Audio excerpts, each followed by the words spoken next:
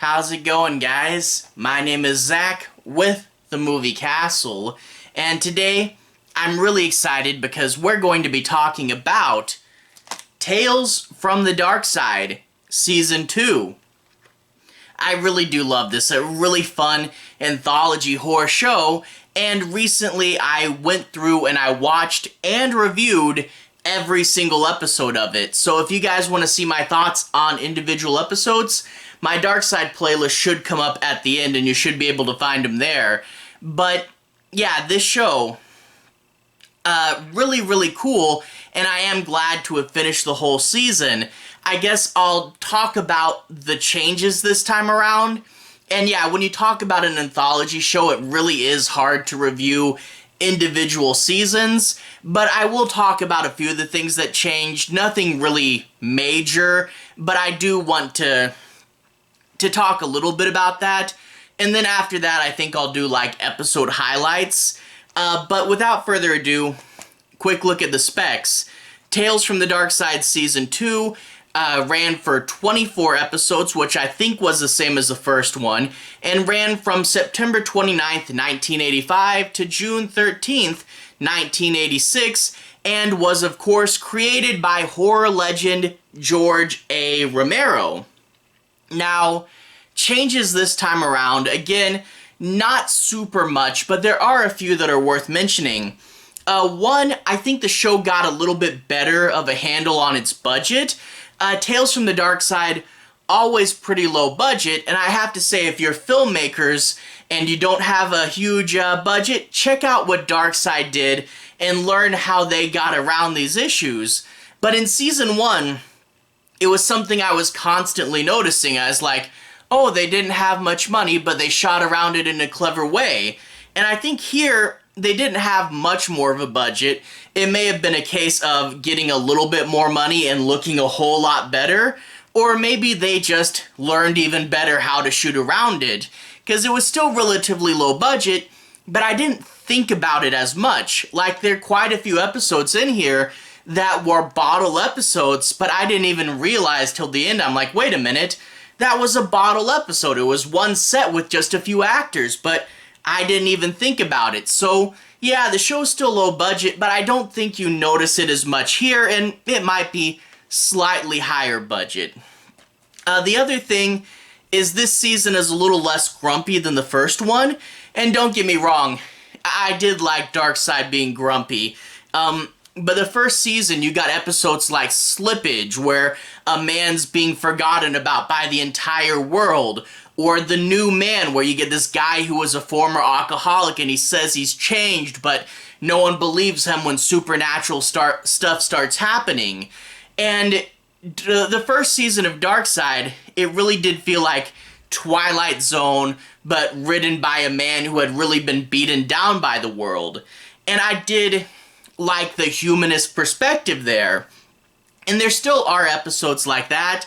In a little bit, we'll talk about The Devil's Advocate, which is definitely one of those, but it's a little less cranky and a little more classic anthology horror. And I could go for either way, to be honest. In this season, tons of classic anthology horror stuff, supernatural mysteries, classic, like creatures coming about, and I guess a few highlights from there. Classic anthology horror episodes. The episode Strange Love is a vampire story. I think it's the first vampire story we got in Tales. That's always really cool. The episode Ursa Minor is a haunted toy episode. This time around, a little haunted teddy bear. And that episode really does work as well. Makes the little teddy bear all scary. And then we get The Trouble with Mary Jane, which is actually like an Exorcist parody. So yeah, classic horror tropes here. And yeah, so this is a little less cranky, a little more tropey this season. Can't really complain. But I think the biggest thing with Season 2 that makes it different from Season 1 is sci-fi episodes. There was always a little bit of sci-fi in like Season 1, but I feel it's more so this time around, you know? The Impressionist, the very first episode of the season, features a big classic old school alien with a giant brain, and this comedy impressionist has to try to talk to him because the scientist can't get the body language down right. You also get A Choice of Dreams and Life Bomb, which are kind of about trying to live forever. You get this Ring Around the Redhead, where a guy has an extra-dimensional portal and a beautiful woman comes out of it. That is quite the sci-fi fantasy trope there. But also Effect and Cause, where time is a little messed up and effects are happening before the causes. Not quite Tenet level, but still kind of along the same lines, and I thought that was a really interesting head-trippy episode. So yeah, there is quite a few sci-fi elements this season, and again, that's another thing where I am more into horror than sci-fi, but this is sci-fi horror for the most part, and all those episodes were really good. I guess let's mention the big names that show up. There's quite a few big names, and obviously this is George A. Romero's show. He did write one of the episodes, and that was the episode, The Devil's Advocate, which actually also, another big name, stars Jerry Stiller, George's dad on Seinfeld. And The Devil's Advocate is a really great episode. This guy, he's a radio talk show host, and he's known as the Devil's Advocate. He's really sick and tired and fed up with the world, and it's just Jerry Stiller alone in a room talking on a telephone, but boy, you get caught up in it, and you see the torturous world of his own making. That's definitely a highlight. Another fun one, we actually get young Seth Green in the show. Yeah, so this is him really young. He's a kid around Christmas time, and the episode's called Monsters in My Room, and it's literally monsters in young Seth Green's room, and his parents don't believe him, and it's a whole bunch of stuff. The creepy man in the closet, the witch, the toys coming to life. It's a Christmas episode. It's also an insane episode. Really, really cool. But another big name we have to talk about, Tom Savini is back once again. In the last episode, he gave us the classic Inside the Closet. Really good episode, gave us a series mascot. In Season 2, he gave us the episode Halloween Candy, which is this show's Halloween episode. Tom Savini, Halloween, gives us this classic goblin creature. Really cool. Basically, a cranky old man doesn't want to give out Halloween candy. He pranks a persistent kid by covering some candy in goo, eggs and glue and stuff, pouring it into his bag and saying, "There's some goblin candy for ya." But a real goblin hears this and traps him in a never-ending Halloween night. That's cool. That's a real highlight of an episode. And I guess after that, some personal favorites of mine. One that I really liked, The Last Car. And okay, that might be because I'm a sucker for trains. I really do love train stories. And in this one, a girl's going home for Thanksgiving, and she gets in the last car of the train, but she's find herself sort of stuck in some sort of surreal mystery train that she can't get out of. It's constantly dark outside. They're not making any stops. What's going on? Who's the ticket taker guy? And who are my strange fellow passengers back here? Really fun, really surreal. And then they'll go through tunnels and everyone flips out. That was really cool. Another one that's definitely a classic, Distant Signals. In Distant Signals, they're these Hollywood people, and they all used to work on this show that was canceled. It was this old-timey film noir TV show, and it got canceled on a cliffhanger, but everyone says it was bad, and they all tried to move on and forget about the show. But then there's a mysterious benefactor who says, no, your show was actually really good, and I'm going to bring it back. A really good, mysterious guy, but also the idea of this was something I made, this was something I was passionate about, everybody told me it sucked and I'm just gonna forget about it, and then someone going, no, I really appreciate this.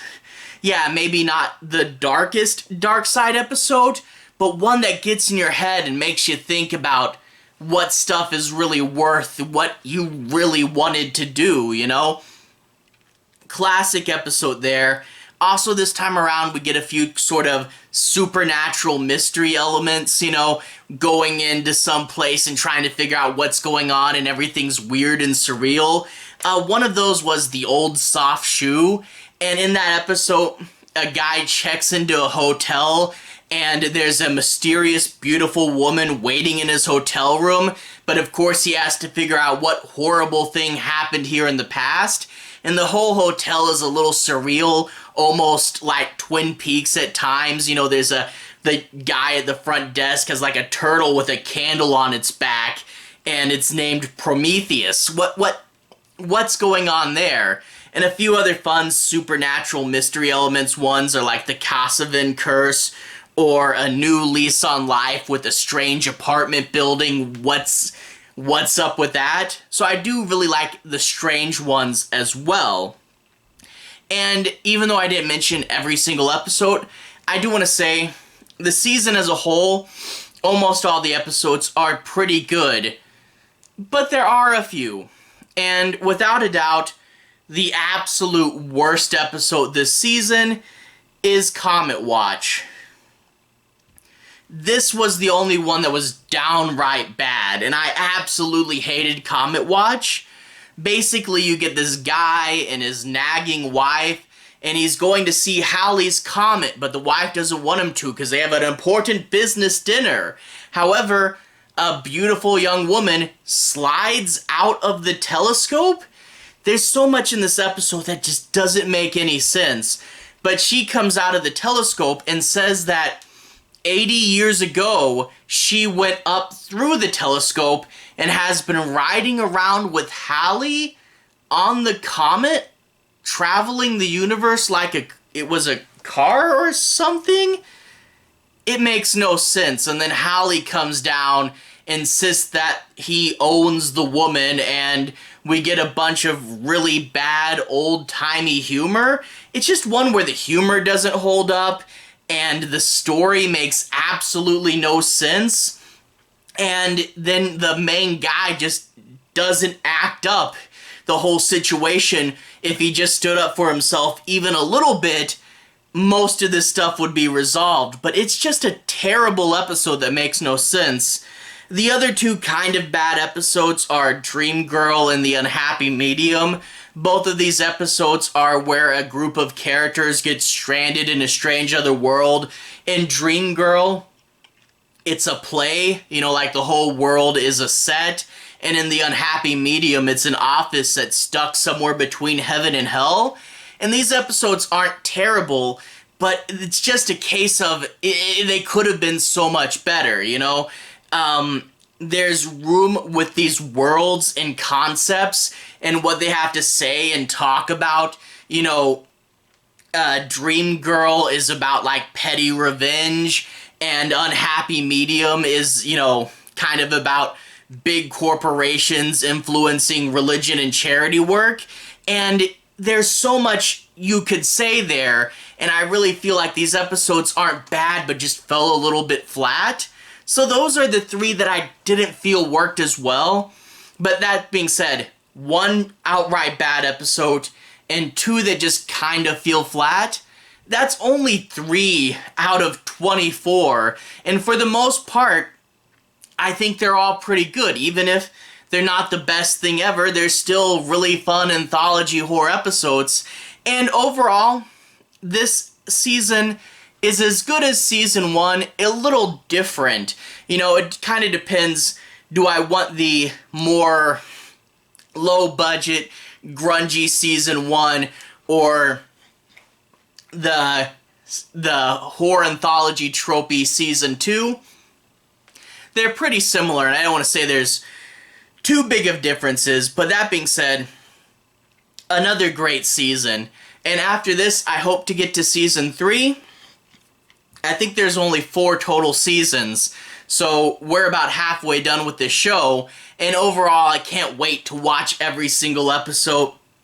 I can't wait to see what cool new things await in the future, because, yeah, if the show keeps getting better like that, that would be really cool. Anyway, to everyone who's watched so far, thank you for watching. To everyone who's liked and subscribed, thank you. You really are helping the channel out. I'll leave a relevant playlist on the bottom. This should be my Tales from the Darkside playlist. If you want to see me talk about more of the show, this playlist is pretty long. I've talked about every single episode of Season 1 and Season 2, and those should all be in there. Plus, I did an overview for Season 1 as well, and I talked about the Joe Hill comic, and I did the Christmas episodes a little early. So if you want to see me talk about a lot of Darkside, the playlist should be popping up anytime now. Anyway, have a good day. I'll see you guys again very, very soon. Relevant playlist on the bottom, Darkside playlist. Have a good day now.